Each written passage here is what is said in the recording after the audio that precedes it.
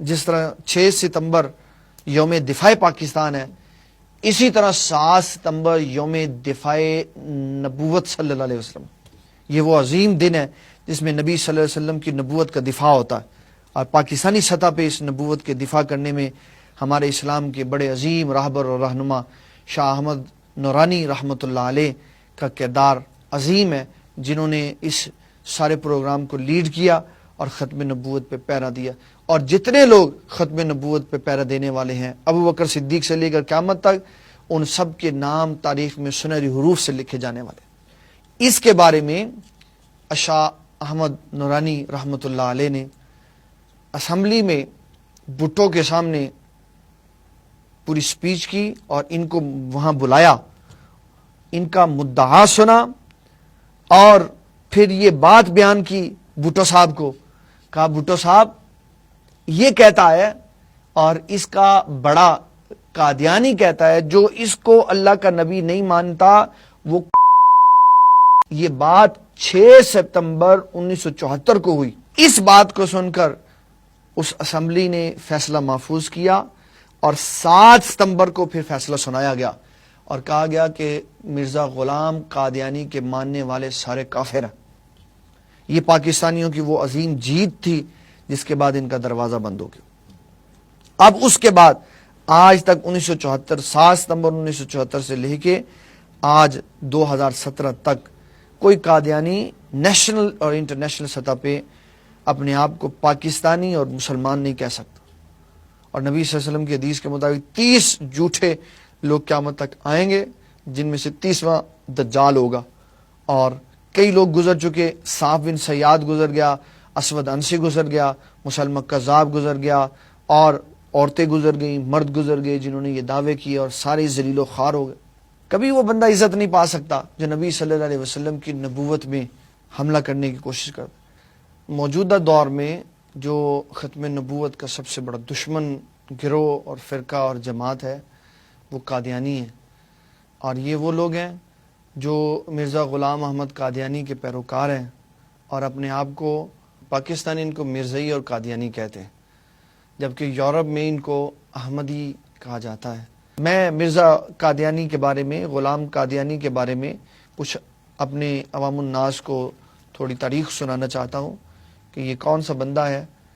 دنیا میں جتنے بے ادب اور خبیث اور خناس بندے گزرے ہیں نا، غلام قادیانی ان سب میں سب سے آگے. کوئی بندہ اتنا بے حیا، بے شرم اور غلیظ نہیں گزرا جتنا غلیظ یہ آدمی گزرا.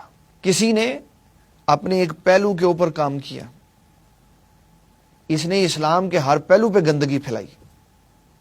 انبیاء کی توہین، کتابوں کی توہین، فرشتوں کی توہین، اللہ کی توہین، نبی اللہ صلی اللہ علیہ وسلم کی توہین، مسلمانوں کی توہین، مکہ اور مدینہ کی توہین، اللہ کی اس جہاں کی توہین، اللہ کے بندوں کی توہین، اللہ کی بندیوں کی توہین، ہر شے کی اس نے توہین کی. اللہ تعالیٰ نے ایک قانون اور ضابطہ بتایا. وہ قانون یہ تھا کہ اللہ تعالیٰ نے قوم نوح کو عذاب میں مبتلا کیا اس وجہ سے کہ قوم نوح نے انبیاء کی تکذیب کی. اب سوال یہ ہوتا تھا کہ قوم نوح نے انبیاء کی کیسے تکذیب کی؟ نبی صلی اللہ علیہ وسلم کے فرمان کے مطابق تو نوح علیہ السلام پہلے نبی اور رسول ہیں، ان سے پہلے تو شارع شریعت آیا ہی کوئی نہیں. تو پھر انہوں نے کیسے سارے انبیاء کی توہین کر دی؟ قوم نے کیسے سارے انبیاء کا انکار کر دیا؟ تو اسلام نے بتایا، علامہ جلال الدین سیوطی علیہ رحمہ نے تفسیر جلالین میں اس کی وضاحت کی کہ ایک رسول کا انکار اور ایک رسول کی توہین اور ایک رسول کی تکذیب سارے رسولوں کی تکذیب، توہین اور انکار ہے. تو اس مرزا غلام قادیانی نے ایک رسول کی توہین نہیں کی، اس نے کئی رسولوں کا نام لے لے کر ان کی توہین کی۔ اس نے سیدنا موسیٰ علیہ السلام کی توہین کی، اس نے سیدنا عیسیٰ علیہ السلام کی توہین کی، اور میں آپ کو وہ بات نہیں بتا سکتا جو اس نے سیدنا عیسیٰ علیہ السلام کے بارے میں کہی۔ اشارتاً میں سمجھا دیتا ہوں۔ عیسیٰ علیہ السلام کے بارے میں اسلام نے ہمیں یہ عقیدہ اور نظریہ دیا ہے کہ عیسیٰ علیہ السلام بن باپ پیدا ہوئے۔ بن باپ کا معنی یہ ہے کہ آپ کی والدہ پر اللہ تعالیٰ جل مجید الکریم نے فضل فرمایا، ان کو بغیر شوہر کے اللہ تعالیٰ نے امید سے کر دیا، اور عیسیٰ علیہ السلام کی ولادت ہوئی۔ اور یہ کہتا ہے، اور ساری عیسائیت کہتی ہے، اور عیسائیوں کے بڑے بڑے علماء یہ کہتے ہیں، عیسیٰ علیہ السلام بغیر باپ کے پیدا نہیں ہوئے، بلکہ آپ کا باپ موجود ہے۔ قرآن مجید کہتا ہے، اللہ تعالیٰ جل مجید الکریم ارشاد فرماتا ہے، ان مثل عیسیٰ عند اللہ کمثل آدم، عیسیٰ علیہ السلام کی مثال اللہ کے نزدیک ایسے ہے جیسے آدم علیہ السلام کی مثال ہے۔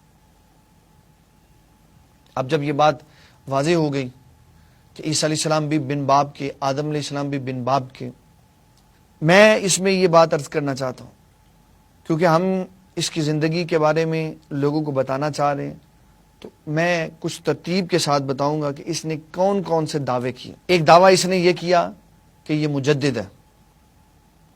یہ دعویٰ ایسا دعویٰ نہیں ہے کہ جس کے اوپر کفر اور اسلام کا فتویٰ لگے۔ پھر اس نے مسیح موعود ہونے کا دعویٰ کیا، اور مسیح موعود کے لیے اس کو یہ پتہ تھا کہ حضرت عیسیٰ علیہ السلام قرب قیامت میں دنیا میں تشریف لائیں گے، اور دمشق میں آپ کا نزول ہوگا۔ اب یہ کبھی دمشق گیا نہیں تھا، اس نے اپنے علاقے میں ہی ایک مینار بنا لیا اور کہا جی دیکھو میں مسیح موعود ہوں، میں یہاں پہ نازل ہوں۔ اور اس کی کتابوں کے اندر لکھا ہوا ہے کہ یاداشت کا اتنا فارغ آدمی تھا، ایک جیب کے اندر اس نے گڑ رکھا ہوا تھا کہ میٹھا کھاتا رہتا تھا، اور دوسری میں اس نے وٹوانی رکھی ہوتی تھی استنجا کرنے کے۔ گڑ کھاتا اور وٹوانی سے استنجا کرتا، اور وٹوانی سے استنجا کرے تو پھر اس کو پھینک دے، پھر اس کو جیب میں اس لیے دوبارہ رکھ لیتا تھا کہ اگر اگلے مقام پہ وٹوانی نہ ملی تو کیا کروں گا۔ وہ مریض تھا بولو براز کا مریض تھا، تو اس کو خدشہ رہتا تھا کہ کہیں ایسا نہ ہو اگلے مقام پہ وٹوانی نہ ملے تو میں کیسے اپنی گندگی صاف کروں، تو اسی پتھر کو پھر رکھ لیتا تھا، اور اگلی دفعہ گڑ سے وٹوانی کر لیتا تھا اور مٹی کا ڈھیلا کھا لیتا تھا۔ اتنی اس کی یاداشت خراب کہ اس کو یہ یاد ہی نہیں رہتا تھا کہ میں نے استنجا کس سے کرنا ہے اور میں نے چاٹنا کس کو۔ یہ دشمنان اسلام کا انجام۔ آپ کسی بھی اسلام اور دین کے دشمن کو دیکھیں گے نا، کتے کی طرح کی اس کی موت کا انجام ہوگا، ایڑیاں رگڑ رگڑ کے وہ مرے، اور گندگی کھاتا ہوا اور بولو براز کے ساتھ کھیلتا ہوا جو بندہ مرا، اس کے بارے میں آج لوگ یہ کہتے ہیں کہ وہ اللہ کا نبی تھا اور فلاں تھا فلاں تھا۔ کدھر گئی ان کی عقل؟